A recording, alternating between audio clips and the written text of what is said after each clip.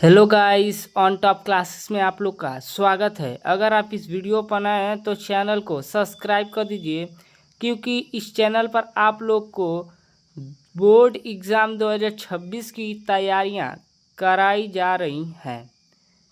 तो चलिए देर न करते हुए हम लोग विज्ञान का फर्स्ट चैप्टर रासायनिक अभिक्रिया एवं समीकरण का ऊष्मीय वियोजन और ऊष्मीय अपघटन अभिक्रिया के बारे में समझते हैं। तो चलिए देखते हैं। तो देखिए, जो ऊष्मीय वियोजन अभिक्रिया, ठीक है। तो देखिए, मान लीजिए मैं यहाँ पर ले रहा हूँ PCl5, यानी कि फास्फोरस पेंटाक्लोराइड, ठीक है। ये मैं ले रहा हूँ और इसको मैंने यहाँ पर ऐसे गर्म किया। देखिए, यहाँ पर मैंने इसको यहाँ पर ऐसे गर्म किया, तो जो यहाँ पर चीन है ना, ऐसे यहाँ पर चीन है ना, यहाँ पर ऐसे नहीं करना है, क्योंकि यह गर्म हो जाएगा, ठीक है। देखिए, यहाँ पर इसको यहाँ पर ऐसे गर्म किया तो ये क्या बना। तो देखिए, PCl3 यानी कि फास्फोरस टेट्राक्लोराइड बना, ठीक है। अब देखिए, यहाँ प्लस लिख दीजिए। अब यहाँ पर क्लोराइड निकल जाएगा, यानी कि Cl2, यानी कि यहाँ पर Cl2 निकल जाएगा, ठीक है। तब यहाँ पर देखिए, अब इसको ठंडा करेंगे ना, अब इसको जब ठंडा करेंगे तो ठंडा का चिन्ह ऐसे होगा, ठीक है, ऐसे। जब इसको हम ठंडा करेंगे तो क्या बनेगा, फिर से हम लोग का फास्फोरस पेंटाक्लोराइड प्राप्त हो जाता, ठीक है। तो यही अभिक्रिया क्या कहलाती है, ऊष्मीय वियोजन अभिक्रिया कहलाती है। यानी कि इसमें क्या होता है कि कोई पदार्थ होता है, ठीक है। अब इसको गर्म किया जाता है। देखिए, मैंने यहाँ पर ऐसे इसको गर्म किया है, तो यह फास्फोरस ट्राइक्लोराइड और क्लोराइड में क्या टूट गया है, ठीक है। फिर से ठंडा होने पर क्या, यहाँ पर ठंडा होने पर क्या ये फास्फोरस पेंटाक्लोराइड हमें बाद में प्राप्त हो जाता है, ठीक है। तो उसी को हम क्या कहते हैं, ऊष्मीय वियोजन अभिक्रिया कहते हैं। मुझे आशा है कि आप लोग को इसमें कोई भी डाउट नहीं होगा। तो चलिए एक और एग्जांपल से आपको समझाता हूँ, फिर इसकी परिभाषा देखेंगे, ठीक है। तो देखिए, मान लीजिए यहाँ पर NH4Cl, यानी कि यहाँ पर देखिए NH4Cl है, ठीक है। तो जब इसको हम ऐसे गर्म किए, देखिए इसको ऐसे गर्म कर लिए, देखिए ऐसे इसको गर्म कर लिए, तो ये क्या NH3, देखिए यहाँ पर NH3 यानी NH3, और यहाँ पर एक हाइड्रोजन है ना, यह Cl के साथ चल जाएगा, यानी HCl, ठीक है। यानी कि जब हम NH4Cl को गर्म किए तो क्या बना, अमोनिया बना और हाइड्रोक्लोरिक एसिड बना, ठीक है।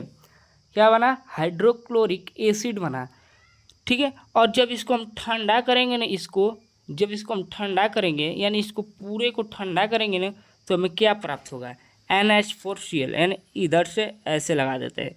तो जब इसको हम ठंडा करेंगे तो क्या प्राप्त होगा, NH4Cl प्राप्त होगा, ठीक है। मुझे आशा है कि आप लोग को इसमें कोई भी डाउट नहीं होगा, ठीक है। तो देखिए, चलिए देखते हैं उसमें वियोजन। तो वे था हम लोग का एग्जाम्पल से, जो कि मैंने आप लोग को पूरे बेहतरीन तरीके से समझा दिया हूँ, ठीक है। तो देखिए, इसमें क्या होता है, मान लीजिए कि कोई पदार्थ होता है, ठीक है। अगर उसको हम गर्म करते हैं तो वह दो या दो से टुकड़ों में टूट जाता है। देखिए, यहाँ फास्फोरस ट्राइक्लोराइड में टूट गया है और ये क्लोराइड में टूट गया है, ठीक है। फिर से इसको हम अगर ठंडा करते हैं ये पूरे को, तो हमको फास्फोरस पेंटाक्लोराइड प्राप्त हो जाता है, ठीक है। तो यही क्रिया क्या कहलाती है, ऊष्मीय वियोजन अभिक्रिया कहलाती है। तो यहाँ पर देख लीजिए एक बार आप लोग, मैं इसको एक बार पढ़ देता हूँ। तो देखिए, जब किसी पदार्थ को गर्म करने पर, ठीक है, वह दो या दो से अधिक टुकड़ों में टूट जाता है, लेकिन ठंडा करने पर पहले वाला पदार्थ प्राप्त होता है, उसे ऊष्मीय वियोजन कहते हैं, ठीक है। तो मुझे आशा है कि आप लोग को ऊष्मीय वियोजन अभिक्रिया पूरे बेहतरीन तरीके से समझ में आ गया होगा। तो चलिए हम इस देखते हैं ऊष्मीय अपघटन अभिक्रिया। तो देखिए, ऊष्मीय अपघटन अभिक्रिया क्या होता है।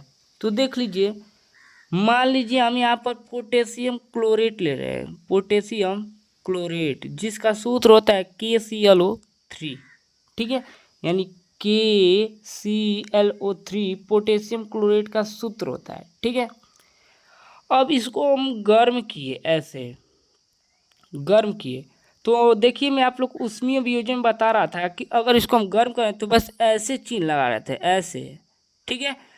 तो जब ऊष्मीय अपघटन अभिक्रिया में गर्म करेंगे ना किसी पदार्थ को तो ऐसे चिन्ह लग जाएगा, ठीक है, ऐसे चिन्ह लग जाएगा।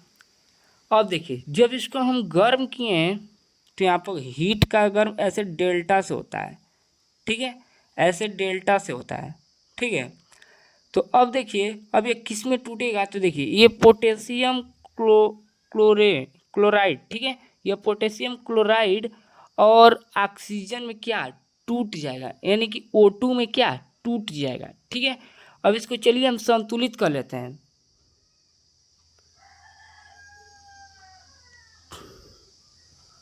तो देखिए यहाँ पर क्या है, ऑक्सीजन है, यहाँ पर ऑक्सीजन कितना है 2 है, ठीक है। अब देखिए यहाँ पर अगर हम 2 से, देखिए ऑक्सीजन 2 है ना, अगर इसमें हम 3 से गुणा कर देते हैं तो ऑक्सीजन 6 हो जा रहा है, ठीक है।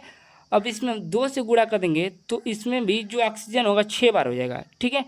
तो देखिए यहाँ पोटेशियम 2 बार हो जा रहा है और क्लोराइड भी कितनी बार हो रहा है 2 बार, तो इसमें 2 से गुणा कर देंगे तो पोटेशियम भी 2 बार हो जाएगा, क्लोराइड भी कितनी बार हो जाएगा 2 बार, ठीक है। तो ये हम लोग का जो फार्मूला है, अरे जो इक्वेशन है, ये क्या हो गया, संतुलित हो गया, ठीक है। तो चलिए आगे चलते हैं। तो देखिए मान लीजिए यहाँ पर मैं ले लिया हूँ फिर से पोटेशियम नाइट्रेट, ठीक है। अब इसको हम ऐसे गर्म कर लिया, ऐसे ऐसे मैंने इसको गर्म कर लिया, ठीक है। जब इसको मैंने ऐसे गर्म कर लिया, देखिए ऐसे मैंने इसको गर्म कर लिया, यहाँ पर डेल्टा का चिन्ह है ना। अब देखिए अब यह किस में टूटेगा, तो पोटेशियम यानी कि KNO2 और ऑक्सीजन में क्या हो जाएगा, टूट जाएगा, यानी कि O2 में, ठीक है। तो इसको संतुलित कर लीजिए, तो देखिए इसमें 2 से गुणा कर दीजिए और इसमें भी 2 से गुणा कर दीजिए, तो ये हम लोग का समीकरण क्या हो जाएगा, संतुलित हो जाएगा, ठीक है।